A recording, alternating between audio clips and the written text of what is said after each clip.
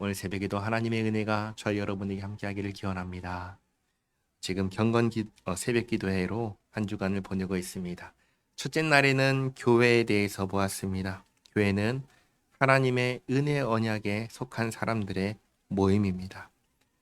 예수님을 믿는 사람들과 그들의 자녀들로 교회를 이룹니다. 둘째는 교인에 대해서 살펴보았습니다. 교인은 하나님께서 부르셔서 지교회에 속한 사람입니다. 예수님을 통해서 하나님을 직접 섬기고 하나님께서 주신 권리와 의무로 교회를 이루어 갑니다.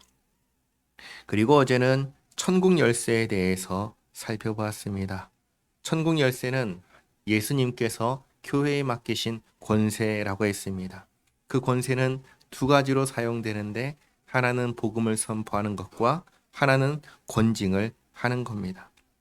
교회는 이 권세를 직분자와 치리회를 통해서 사용한다고 했습니다. 복음의 선포는 직분자를 통해서 이루어지고 권징은 치리회를 통해서 이루어집니다. 오늘은 직분자를 살펴볼 것인데 직분자 중에서도 목사와 장로에 대해서 살펴보겠습니다. 자, 먼저 목사와 장로는 누가 세울까요? 하나님께서 세우십니다. 하나님께서 목사와 장로를 세우시는데 목적이 있습니다.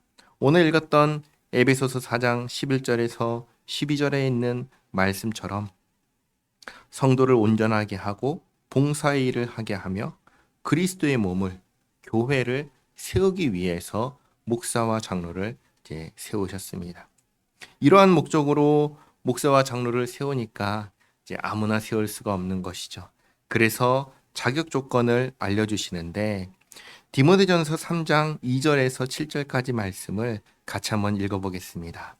그러므로 감독은 책망할 것이 없으며 한 아내의 남편이 되며 절제하며 신중하며 단정하며 나그네를 대접하며 가르치기를 잘하며 술을 즐기지 아니하며 구타하지 아니하며 오직 관용하며 다투지 아니하며 돈을 사랑하지 아니하며 자기 집을 잘 다스려 자녀들로 모든 공손함으로 복종하게 하는 자라야 할지며 사람이 자기 집을 다스릴 줄 알지 못하면 어찌 하나님의 교회를 돌보리요.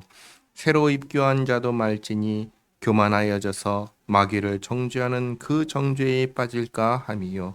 또한 외인에게서도 선한 증거를 얻은 자라야 할지니 비방과 마귀의 올무에 빠질까 염려하라. 아멘. 이 가운데 이제 하나만 설명드리면 이제 한 아내의 남편이 되어야 한다 했습니다. 이 말씀은 목사와 장로는 결혼하여 가정을 이룬 남자여야 한다는 겁니다. 이 말씀이 있기에 교회가 목사와 장로를 세울 때 결혼하여 가정을 이룬 남자를 세웁니다. 이 나머지 조건들은 다 이해하기 어렵지 않습니다. 그리고 이제 목사와 장로를 세우는 과정을 이제 간략하게 설명드립니다. 목사는 이제 처음에 목사 후보생에서 시작합니다. 목사 후보생과 강도사의 과정을 거쳐서 노회에서 시험과 안수로 목사가 되는데 목사의 소속은 노회입니다. 저는 대한예수교장로회 합신 부산노회 부산노회에 속해 있고 노회에서 푸른초장교회의 담임 목사로 위임된 목사입니다. 그러니까 목사가 노회의 허락 없이 지교회에서 사역을 할 수가 없고 노회와의 관계가 이제 끊어지면 원칙상 목사가 아닙니다. 자, 그다음 이제 장로를 보시면 장로는 지교회에서 공동의회를 통해 피택이 되고 노회에서 고시를 보고 허락을 받은 뒤에 창립되어 그 지교회의 장로가 됩니다. 그러니까 장로의 소속은 어디냐? 지교회입니다. 이 교회라는 것이죠. 이 교회를 떠나면 더 이상 장로가 아니게 되는 겁니다. 목사는 노회의 목사이고 장로는 지교회의 장로입니다. 이것을 꼭 기억하시기 바랍니다. 그 다음 디모데전서 5장 17절 말씀을 보시면 장로 가운데 다스리는 장로도 있고 말씀과 가르침에 수고하는 장로가 있다라는 것을 알 수가 있습니다. 다스리는 장로를 다른 말로 칠위 장로라고 합니다. 우리가 흔히 부르는 장로님이 바로 칠위 장로입니다. 칠위 장로는 교훈 장로인 목사와 함께 교회를 다스립니다. 말씀과 가르침에 수고하는 장로를 교훈 장로라고 하고 그리고 목사라고도 합니다. 오늘 읽었던 에베소서 4장 11절에 목사와 교사라고 한 것이 바로 교훈 장로를 가리킵니다.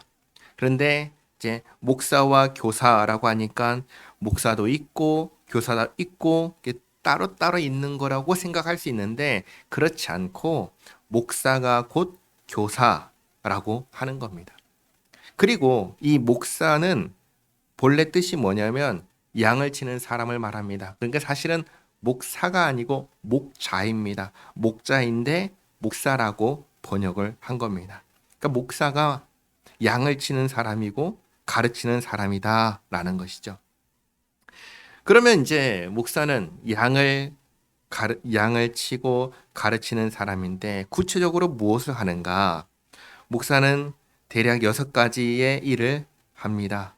교인을 위해서 기도하고 하나님의 말씀으로 교훈하고 설교하며 예배와 성례에 수종 들고 주님의 이름으로 축복하며 어린이와 청년을 교육하고 교우를 신방하며 궁핍한 자와 병자와 환난당한 자를 위로하고 장로와 협력하여 성경 말씀대로 교회를 치리한다, 다스립니다.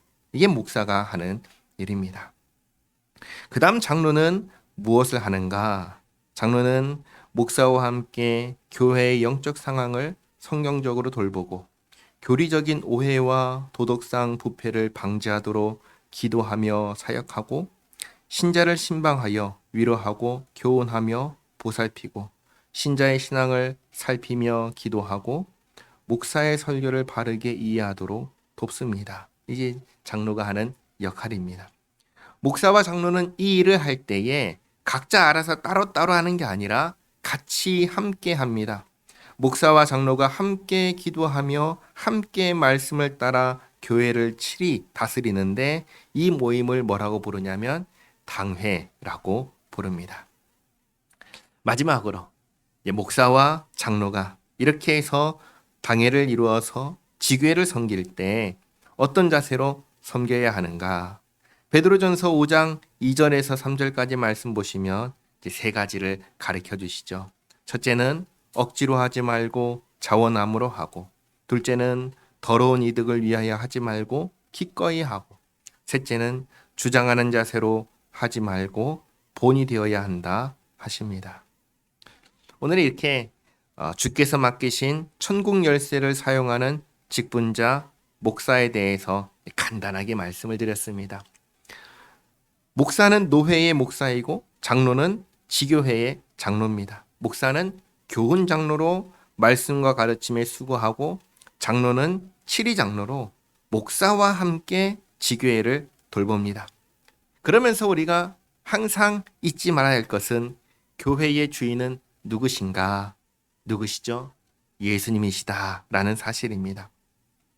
목사와 장로가 누구의 말씀에 순종해야 돼요? 예수님의 말씀에 순종하며 교회를 섬길 때 그때의 성도가 온전해지고 봉사의 일을 하고 그리스도의 몸인 교회가 든든하게 세워질 겁니다.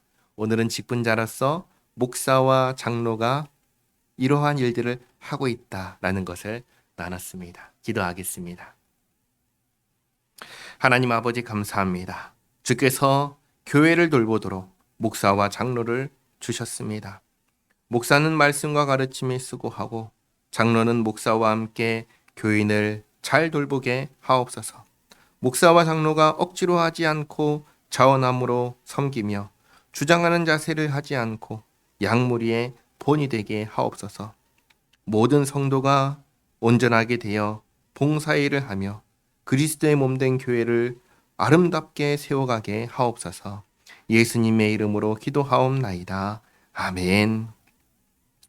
우리 주 예수 그리스도의 은혜와 아버지 하나님의 사랑과 성령님의 교통하심이 목사와 장로를 세워 교회를 돌보시는 주님의 뜻을 기억하고 모든 성도가 봉사일을 하며 그리스도의 몸된 교회를 아름답게 세워가기를 소망하는 여기 모인 주님의 권속들 머리 위에 이제로부터 영원토록 함께 있을지어다.